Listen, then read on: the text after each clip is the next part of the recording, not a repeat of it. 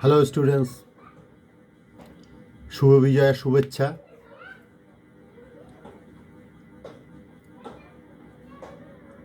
এর আগেও তোমাদের জীবন বিজ্ঞানের অনেক কিছুই পড়িয়েছিলাম। তো আজকে যে অধ্যায়টা পড়াচ্ছি সেটা হচ্ছে গিয়ে পরিবেশ ও তার সম্পদের প্রাকৃতিক সম্পদ এবং তাদের স্থিতিশীল ব্যবহার। তো ইউটিউবের মাধ্যমে তোমাদের পড়াচ্ছি, বাইরে যেতে হবে না কোথাও, ঘরে বসেই তোমরা ইউটিউবের লিঙ্ক দেওয়া থাকবে, সেই লিঙ্কের ওপর ক্লিক করে তোমরা পড়াটা করবে। পড়ায় ফিরে আসি। তো যেটা পড়াচ্ছি সেটা হচ্ছে প্রাকৃতিক সম্পদ এবং তাদের স্থিতিশীল ব্যবহার। সবার প্রথমে জানবো যে প্রাকৃতিক সম্পদটা কী জিনিস। প্রাকৃতিক সম্পদ হচ্ছে যে প্রকৃতিতে যেসব সম্পদগুলো থাকে সেগুলোকে প্রাকৃতিক সম্পদ আমরা বলি সাধারণত। প্রকৃতিতে যে জিনিসগুলো থাকে, যেমন ধরো বন জঙ্গল হতে পারে, বিভিন্ন ফসল হতে পারে, উদ্ভিদ, প্রাণী ইত্যাদি, কয়লা, প্রাকৃতিক গ্যাস, পেট্রোলিয়াম, এই টোটাল এই সব জিনিসগুলোকে আমরা প্রাকৃতিক সম্পদ বলি। তো যদি বলা হয় যে প্রাকৃতিক সম্পদ কাকে বলে, তাহলে বলতে হবে যে পৃথিবীর যে সমস্ত জড় পদার্থ এবং জীবসমূহ প্রত্যক্ষ বা পরোক্ষভাবে মানুষের অভাব পূরণে এবং কল্যাণ সাধনে ব্যবহার হয়। আমাদের অভাব, আমাদের দরকার, খাদ্য দরকার, আমরা পরিবেশ থেকে পাই, কয়লা দরকার, পরিবেশ থেকে পাচ্ছি, গাছপালা থেকে আমরা খাবার পাচ্ছি। তো এই যে জিনিসগুলো আমরা যে পাই, এগুলোই হচ্ছে গিয়ে প্রাকৃতিক সম্পদ, কল্যাণ সাধনে ব্যবহৃত হয়, তাদেরকে আমরা প্রাকৃতিক সম্পদ বলি।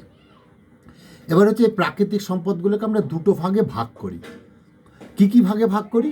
এক হচ্ছে গিয়ে পুনঃস্থাপনযোগ্য, মানে এগুলো শেষ হয়ে যাবে আবার হবে, শেষ হয়ে যাবে আবার হবে, এরকম জিনিসগুলো হচ্ছে গিয়ে পুনঃস্থাপনযোগ্য। এক হচ্ছে বন, ফসল, উদ্ভিদ, প্রাণী, এগুলো। আর একটা হচ্ছে গিয়ে পুনঃস্থাপন অযোগ্য, যেমন কয়লা, প্রাকৃতিক গ্যাস, পেট্রোলিয়াম, এগুলো মাটির নিচে থাকে, আমরা খনন করে পাই, কোনো এক সময় শেষ হয়ে যায়, আবার অন্য জায়গা থেকে তুলতে হয়। এই হচ্ছে গিয়ে তোমার পুনঃস্থাপন অযোগ্য। তাহলে প্রাকৃতিক সম্পদ দু ধরনের গেল। একটা হচ্ছে পুনঃস্থাপনযোগ্য প্রাকৃতিক সম্পদ, মাটি আছে, বন আছে, ফসল আছে, উদ্ভিদ, প্রাণী ইত্যাদি। আর একটা হচ্ছে গিয়ে পুনঃস্থাপন অযোগ্য, যেটা হচ্ছে কয়লা, প্রাকৃতিক গ্যাস বা পেট্রোলিয়াম। এবার হচ্ছে যে প্রাকৃতিক সম্পদের প্রয়োজনীয়তাটা কি। প্রাকৃতিক সম্পদের প্রয়োজনীয়তা হচ্ছে, এক নম্বর হচ্ছে প্রাকৃতিক সম্পদ যথাযোগ্য বিজ্ঞানসম্মত উপায় ব্যবহার করা।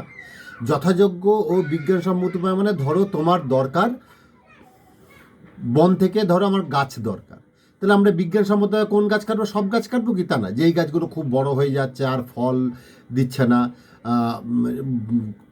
খুব মোটা গাছগুলো, হ্যাঁ, প্রচুর বয়স হয়ে গেছে, এইসব গাছগুলো কাটবো, কেটে আবার ওই জায়গাটাতে আবার আর একটা গাছ লাগিয়ে দেওয়া। তো এটা হচ্ছে একটা বিজ্ঞানসম্মত উপায় আমি করলাম, গাছও কেটে নিলাম প্রয়োজনের জন্য এবং সেই জায়গায় আবার একটা গাছ লাগিয়ে নিলাম। তো এইটা হচ্ছে প্রাকৃতিক সম্পদের যথাযোগ্য বিজ্ঞানসম্মত উপায় ব্যবহার করা। নাম্বার 2 হচ্ছে প্রাকৃতিক সম্পদের সুষ্ঠু ব্যবহারের মাধ্যমে মানব কল্যাণ ও দেশের অর্থনৈতিক বুনিয়াদ দৃঢ় করা। মানেটা কি, যে ধরো প্রাকৃতিক সম্পদগুলো আমার দরকার, এগুলো আমি কয়লা মাটির নিচ থেকে তুললাম, তেল মাটির নিচ থেকে তুললাম, তুলে মানব কল্যাণের ব্যবহার হলো এবং একটা অর্থনৈতিক বিক্রি করে একটা ইনকামের জায়গা হলো। এটা হচ্ছে অর্থনৈতিক বুনিয়াদ দৃঢ় করা। নাম্বার 3 হচ্ছে বিরল প্রজাতির উদ্ভিদ ও প্রাণীর অস্তিত্ব রক্ষা করা। আমরা জানি বিরল প্রজাতির অনেক উদ্ভিদ আছে, অনেক প্রাণী আছে, সেগুলোর অস্তিত্ব রক্ষা করা। যদি শেষ হয়ে যায়, এগুলোকে আবার বাঁচিয়ে রাখা, কীভাবে বাঁচিয়ে রাখতে হয়, এই জিনিসগুলো। তারপরে হচ্ছে বাস্তুতন্ত্রের পরিবেশ স্বাভাবিক রাখা এবং খাদ্যের সম্পর্ক সঠিক বজায় রাখা। বাস্তুতন্ত্রের পরিবেশ স্বাভাবিক রাখা মানে, যে ধরো একটা পুকুর আছে, পুকুরের মধ্যে তো অনেক প্রাণী থাকতে পারে, তা পুকুরটা যদি আমি ভালো রাখি, প্রাণীগুলোকে ভালো রাখতে গেলে পরে আমার পুকুরটাকে ঠিকঠাক খনন করা, যাতে নোংরা জল না পড়া, এইগুলো দেখতে হয়। আর খাদ্যের সম্পর্ক বজায় রাখা, যাতে পুকুরে যাতে যে ছোট মাছগুলো যাতে খেয়ে বেঁচে থাকতে পারে তার ব্যবস্থা করা, সে বড় মাছগুলো খেয়ে বেঁচে থাকতে পারে তার ব্যবস্থা করা। এই জিনিসগুলো করা হচ্ছে কি আমাদের খাদ্যের সম্পর্কটাকে সঠিকভাবে বজায় রাখা, এগুলো দেখতে হয়। আর হচ্ছে সংরক্ষণের মাধ্যমে মানব সমাজে নির্মল আনন্দের ব্যবস্থা করা। নির্মল আনন্দবনের ধরো একটা বিশাল বড় বা যেমন ইকো পার্কে তোমরা যদি কেউ গিয়ে থাকো দেখবে যে ইকো পার্কে বিভিন্ন ধরনের গাছপালা লাগানো আছে, আমাদের মনোরঞ্জন করে। হ্যাঁ, তো এই জিনিসগুলো। আর একটা হচ্ছে বিজ্ঞান ভিত্তিক সীমিত ব্যবহারের মাধ্যমে প্রাকৃতিক সম্পদের অপচয় ও ক্ষয় রোধ করা, যেটা প্রথমেই আমি বলেছিলাম যে বিজ্ঞানসম্মত উপায় ব্যবহার করা। তো এরকম সুপরিকল্পিতভাবে বিজ্ঞান ভিত্তিক সব কিছু ব্যবহার করতে হবে, এই হচ্ছে প্রাকৃতিক সম্পদের প্রয়োজনীয়তা। এবার আসছি প্রাকৃতিক সম্পদগুলো কি কি, যে আমাদের যে প্রাকৃতিক সম্পদগুলো সাধারণত হচ্ছে যে বন আছে, জল আছে, খাদ্য আছে, শক্তি আছে, এইগুলো সম্পর্কে আমরা এবার একটু বিস্তারিত পড়ব। সবার প্রথম হচ্ছে অরণ্য বা বন। অরণ্য বা বন জানো যে বন একটা প্রাকৃতিক সৃষ্টি, ঠিক আছে, যে এখানে এই মানে এর ওপরে নির্ভর করে আমাদের মানব সমাজের সভ্যতা গড়ে উঠেছিল। ছোটোবেলা থেকেই পড়ে এসেছো, বিজ্ঞান বইতে, ইতিহাস ভূগোল বইতে পড়ে এসেছো। তো এই হচ্ছে অরণ্য সম্পদ। এগুলো হচ্ছে কি আমরা বন বলো বা অরণ্য, এগুলো একটা সম্পদ। এই সম্পদের, বনজ সম্পদের আমরা কিভাবে ব্যবহার করি। এক হচ্ছে যে বন সম্পদ সংরক্ষণের প্রধান ভূমিকা গ্রহণ করতে হবে, এ হচ্ছে গিয়ে কীভাবে ব্যবহার করতে হয়। 2 নম্বর হচ্ছে বন বায়ু প্রবাহ নিয়ন্ত্রণ করে। আমরা জানি যে গাছপালা থাকলে পরে বায়ু প্রবাহ বলে, বৃষ্টিপাত, এগুলো নিয়ন্ত্রণ করছে। বন কী করে, ভূমি ক্ষয় নিয়ন্ত্রণ করে। গাছপালা লাগানো থাকলে ভূমিটা ক্ষয় কম হয়, বৃষ্টির জলে মাটি ভেসে যেতে পারে না, গাছ কী করে আটকে রেখে দেয়। আর কি করছে, যে আমরা বন থেকে আমরা নিত্য ব্যবহার জিনিসগুলো আমরা পাই, যেমন ধর আসবাবপত্র তৈরির জন্য কাঠ পাই, জ্বালানি পাই, ধুনো পাই, মানে ধুনোটা পাই, মধু পাই, গাছের ছাল পাই, বিভিন্ন ভেষজ উদ্ভিদগুলো থেকে আমরা ভেষজ জিনিসগুলো পাই। এই জিনিসগুলো আমরা বন থেকে পাচ্ছি। আর হচ্ছে যে বনজ উদ্ভিদ থেকে কাঠ শিল্প গড়ে উঠেছে। এই কাঠ শিল্পর ফলে কী হচ্ছে, যে বহু লোকের দ্বারা কর্মসংস্থান হচ্ছে, কাজবাজ করতে পারছে। তারপরে হচ্ছে বনভূমি, পশু পাখিদের একটা আবাসস্থল। বনভূমি থাকলে পরে পশু পাখিরা ওখানে থাকে, এবার না থাকলে পরে পাখিরা আসবে না, পশুরা থাকতে পারে না। আর হচ্ছে গিয়ে বন হচ্ছে সবথেকে বড় প্রশ্ন, যে মানে পয়েন্ট হচ্ছে গিয়ে যে বন পরিবেশের দূষণ থেকে রক্ষা করে, এটা ভাইটাল একটা পয়েন্ট। আর হচ্ছে গিয়ে বনভূমি কী করছে, বনভূমি হচ্ছে বাস্তুতন্ত্রে যে খাদ্য শৃঙ্খলটা বজায় রাখে। খাদ্য শৃঙ্খল মানে জানো যে এক শ্রেণী থেকে খাদ্য, ধরো উদ্ভিদ থেকে খাদ্য, সে উদ্ভিদ যারা খায় তাদের মধ্যে সেই খাদ্যর শক্তি চলে আসে। তারপরে তাদের সেই এইভাবে তাদেরকে আবার যারা খায় তাদের মধ্যে সেই শক্তি চলে আসে। এইভাবে একটা খাদ্য শৃঙ্খল থাকে, সমতাটা বজায় থাকে। তো এই হচ্ছে কি আমাদের বনজ সম্পদের ব্যবহার। এবার হচ্ছে বনসম্পদ, এই যে বনজ সম্পদগুলো আছে, এটা আমরা কি করছি, অতি ব্যবহার করে ফেলছি। এই অতি ব্যবহারের ফলে কি কি হয়, যে অতি ব্যবহার মানে প্রচুর পরিমাণে আমরা একসাথে এগুলো ব্যবহার করি। এর ফলে কি, যে জনবিস্ফোরণের ফলে, মানে জনবিস্ফোরণ মানে প্রচুর পরিমাণ লোক সংখ্যা বেড়ে যাচ্ছে। এই জনবিস্ফোরণের ফলে মানুষ কী করছে, যথেষ্টভাবে খাদ্য, বস্ত্র, ভেষজ, কাগজ, আসবাবপত্রের জন্য আমরা বনকে ব্যবহার করি। মানে যথার্থভাবে আমরা গাছপালা কেটে ফেলছি, গাছপালা কমে যাচ্ছে, এগুলো হচ্ছে। অরণ্য সম্পদ নষ্ট করে চাষের উপযোগী কৃষিজমি এবং বাসভূমিতে পরিণত করছি। আর কি হচ্ছে, যে বনাঞ্চল পুড়িয়ে দেওয়া হচ্ছে। তোমরা কিছুদিন আগে দেখেছো যে আমাজনে যে বনাঞ্চল, প্রচুর পরিমাণ জঙ্গল পুরো আগুন ধরিয়ে দেওয়া হয়েছে কোনো একটা স্বার্থের জন্য, কোনো একটা ব্যবহারের জন্য। আমরা যা অনেকেই জানো, এটা অনেকেই জানো না, এটা বিভিন্ন কারণের জন্য এগুলো করা হয়েছে। তো এই জিনিসগুলো করা হয়েছে। আর কি প্রয়োজনীয় অতিরিক্ত অরণ্য কেটে ফেলা হচ্ছে। মানে আমরা কি করছি, যে যা প্রয়োজন তার থেকে বেশি পরিমাণে কাঠ কাটছি, কিন্তু কেটে সেই জায়গাটাতে আবার গাছ লাগাচ্ছি না।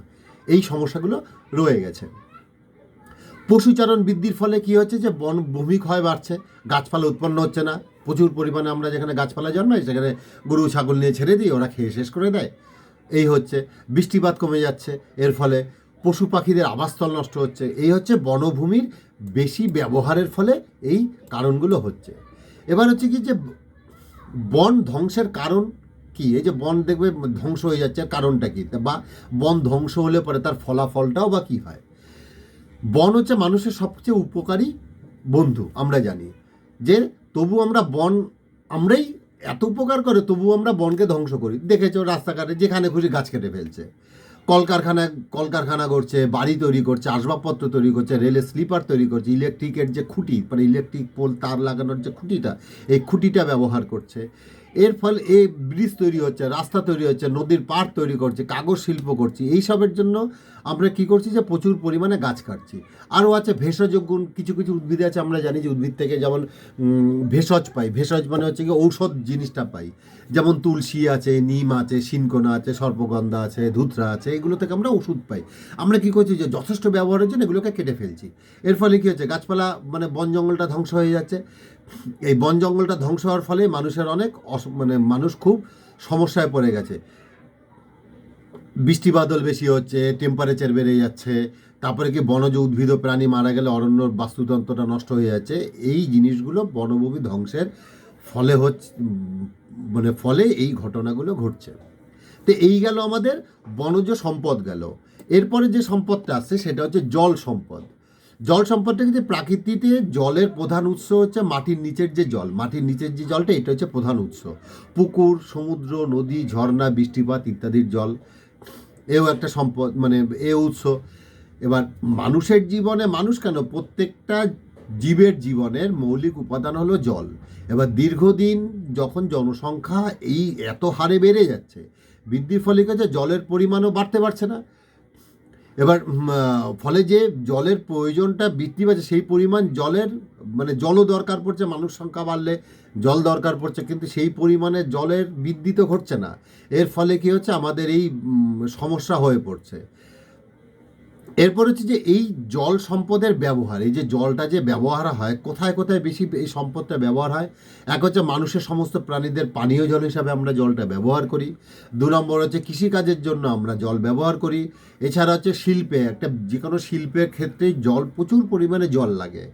আর হচ্ছে শস্য উৎপাদনের জন্য সেচ ব্যবস্থা, যেটা আগে বললাম যে কৃষিক্ষেত্রের ব্যবস্থা, সেচ ব্যবস্থা, এই সেচ ব্যবস্থার জন্যই আমাদের জল দরকার। বাড়ি নির্মাণের ক্ষেত্রে জল দরকার। তো এই হচ্ছে জল সম্পদের আমরা ব্যবহার, যে জলটা কোথায় ব্যবহার করি। এরপর আছে যে জল সম্পদের অতি ব্যবহার। অতি ব্যবহারের ফলে আমাদের কি হচ্ছে, আমরা জানি যে প্রচুর পরিমাণ আমরা জল ব্যবহারের ফলে আমাদের খাবারের জলের সংখ্যা কমে যাচ্ছে। কিছুদিন আগে দেখেছো যে সাউথ ইন্ডিয়াতে জল বাইরে থেকে কিনতে যেতে হচ্ছে, বহু দূর দূরান্ত থেকে প্রচুর পয়সা দিয়ে জল কিনে আনতে হচ্ছে, এরকমই অভাব দেখা দিয়েছে। তো এই হচ্ছে অতি ব্যবহার। এবার হচ্ছে জল সংরক্ষণ, এই জল সংরক্ষণ আমাদের প্রয়োজন আছে, জল সংকট হচ্ছে বলে আমাদের সংরক্ষণ করতে হবে। এবার হচ্ছে জল সংরক্ষণ আমরা কিভাবে করব। জল সংরক্ষণ করতে গেলে পরে আমাদের কি করতে হবে, যে কৃষিকার্যে সহায়তা করতে হবে। জল সংরক্ষণের প্রয়োজন। আমরা কেন সংরক্ষণ করব, আমাদের বেঁচে থাকার জন্য, খাবারের জন্য জল দরকার, চাষবাসের জন্য জল দরকার। তারপরে যে বাস্তু সংস্থানকে সঠিকভাবে চলাচল করতে গেলে পরে জল দরকার, মানুষের দৈনন্দিন জীবনকে স্বাভাবিক রাখতে গেলে জল দরকার, জলচর প্রাণীদের অস্তিত্ব বজায় রাখতে, জলচর প্রাণী, জলের মধ্যে যেসব প্রাণীগুলো থাকে তাদের বাঁচিয়ে রাখতে গেলে জল দরকার। তো এই হচ্ছে গিয়ে তোমার জল সংরক্ষণের প্রয়োজন। এবার তাহলে এই জল সংরক্ষণটা এবার আমরা কিভাবে করব, তবে প্রয়োজন যখন আছে আমরা জল সংরক্ষণটা কিভাবে করব। জল সংরক্ষণটা যে করব, এক নম্বর হচ্ছে জলাশয় খনন করে। একটা জলাশয় খনন করব, বৃষ্টির জল পড়ুক বা নদী থেকে জল এসে ওখানে জমা হবে, আমরা বর্ষার জলটাকে ধরে রেখে সেটা ব্যবহার করতে পারি। তারপরে হচ্ছে গিয়ে বাঁধ প্রকল্প, বাঁধ দিয়ে আমরা কি করতে পারি, বাঁধ দিয়ে আমরা জলটাকে এক জায়গায় ধরে রাখতে পারি, সেই জল আমরা প্রয়োজন মতো ব্যবহার করতে পারি। আর হচ্ছে জলের অপচয় বন্ধ করা। আমরা প্রচুর পরিমাণে জল অপচয় করি, দেখবে যে অযথা আমরা যতটা জল লাগবে তার থেকে বেশি জল দিয়ে স্নান করি, হাত ধুই, জামা কাপড় ধুই, বাসনপত্র ধোয়া হয়, বা জল কল থেকে জল পড়ছে, ট্যাপ মানে কলের মুখটা না লাগিয়ে বন্ধ না করে রেখে দিচ্ছি, আমরা ওইভাবেই জল নষ্ট হয়ে যাচ্ছে। তো এইভাবে হচ্ছে যে মানে এইভাবে আমরা জলটাকে সংরক্ষণ করতে পারি। এবার হচ্ছে বৃষ্টির জল কীভাবে সংরক্ষণ করা হয়। বৃষ্টির জলও সংরক্ষণ করা হয়। তো বৃষ্টির জল আমরা কীভাবে সংরক্ষণ করতে পারি, একটা হচ্ছে গর্ত তৈরি করে, যাকে আমরা পিট বলি। গর্ত তৈরি করে সেখানে আমরা কি করি, যে নুড়ি পাথর দিয়ে, মানে ছোট বড় যে গর্তগুলো আছে সেই গর্তগুলোতে আমরা তৈরি করে, গর্তের মধ্যে বড় পাথর, ছোট পাথর, মানে ফিল্টারের মতন তৈরি করে আমরা বৃষ্টির জল ধরে রাখতে পারি। ছোট ছোট খাল তৈরি করে, নালা খাল তৈরি করে আমরা বৃষ্টির জলটাকে ধরে রাখতে পারি। শহরাঞ্চলে অনেকে দেখবে বাড়ির ছাদে জল ধরে রেখে বিভিন্ন উপায় ওটাকে ফিল্টার করে সেই জলটাকে দিয়ে খাবারের জল হিসাবে বা ব্যবহারযোগ্য জল হিসাবে পরিবর্তন করতে পারি। তো এই হচ্ছে আমাদের বৃষ্টির জল আমরা কীভাবে সংরক্ষণ করতে পারি। এরপরে আসছি আমরা খাদ্য সম্পদ। তা খাদ্য সম্পদ বলতে আমরা পরিবেশ থেকেই খাদ্যটা পাই। যেমন আমরা খাদ্য বলতে আমরা যে কী কী পাই, উদ্ভিদ থেকে খাদ্য পাই, প্রাণী থেকে খাদ্য পাই। উদ্ভিদ থেকে যেমন আমরা যে বিভিন্ন যে খাদ্যগুলো পাই, চাষবাস করে পাই, গাছ থেকে পাই, এগুলো হচ্ছে যেমন হচ্ছে গিয়ে ধরো ধান, গম, আখ, যে কোনো খাবার জিনিস, এইগুলো হচ্ছে গিয়ে আমরা কি খাদ্য সম্পদ আমরা উদ্ভিদ থেকে পাই। আবার প্রাণী থেকেও আমরা পাই, কীরকম প্রাণী থেকে পাই, ডিম প্রাণী থেকে পাই, মাংস প্রাণী থেকে পাই, তারপর হচ্ছে গিয়ে তোমার দুধ প্রাণী থেকে পাই, মাছ প্রাণীদের থেকে পাই। তাহলে এই খাদ্য সম্পদগুলো হচ্ছে কি আমরা কোথা থেকে পাই, একটা হচ্ছে উদ্ভিদ খাদ্য থেকে পাই, আর একটা হচ্ছে প্রাণী খাদ্য, এই উভয় থেকে পাই। তাহলে এই উদ্ভিদ খাদ্য এবং প্রাণী খাদ্য এগুলো হচ্ছে গিয়ে তোমার যেটা বললাম যে রয়েছে এই উদ্ভিদ খাদ্যর মধ্যে, খাদ্য সম্পদের মধ্যে রয়েছে কৃষিকাজ থেকে, কৃষিকাজ থেকে পাই, উদ্যানবিদ্যা মানে বাগান সাজিয়ে উদ্যানবিদ্যা, পশুপালন করে পশু খাদ্য, আমরা এই জিনিসগুলো আমরা টোটাল পাচ্ছি। এটা হচ্ছে গিয়ে কৃষিকাজ। তো এই কৃষিকাজটা তোমাদের আবার পরের দিন আমি পড়াবো, আজকে একটু হিংস দিয়ে রাখলাম কারণ কৃষিকাজটা আরও অনেক বড় আছে। তো আজকে এই যে সম্পদগুলো পড়ালাম, এইটুকু আজকে পড়াচ্ছি, তোমরা এইটুকুই বারবার শুনবে, শুনে মুখস্থ করার চেষ্টা করবে, দরকার হলে তোমরা একটা খাতা নিয়ে নেবে, শোনার পরে যে যে কোশ্চেনগুলো তোমরা নিজেরাই তৈরি করো, কোশ্চেন তৈরি করো, উত্তরগুলো তৈরি করো। তাহলে আজকে যেটা পড়ালাম হচ্ছে প্রাকৃতিক সম্পদ, তার প্রয়োজনীয়তা, বিভিন্ন প্রাকৃতিক সম্পদগুলো পড়ালাম, প্রাকৃতিক সম্পদের মধ্যে বন বা অরণ্য পড়ালাম, জল পড়ালাম, খাদ্য পড়ালাম, এগুলো আছে। তো এই জল সম্পদ অবধি আজকে পড়িয়ে রাখলাম, তোমরা পুরো জলটা যতদূর পড়ালাম, এই জল বৃষ্টির জল ধরে রাখার পদ্ধতি পর্যন্ত পড়ালাম, এইটুকুই আজকে পড়া থাক। পরের দিন তোমাদের খাদ্য সম্পদ এবং শক্তি সম্পদ এই দুটো পড়াবো। এইটুকু আজকে থাক, ভালো থাকবে, সুস্থ থাকবে, একটু মন দিয়ে পড়াশুনো করো।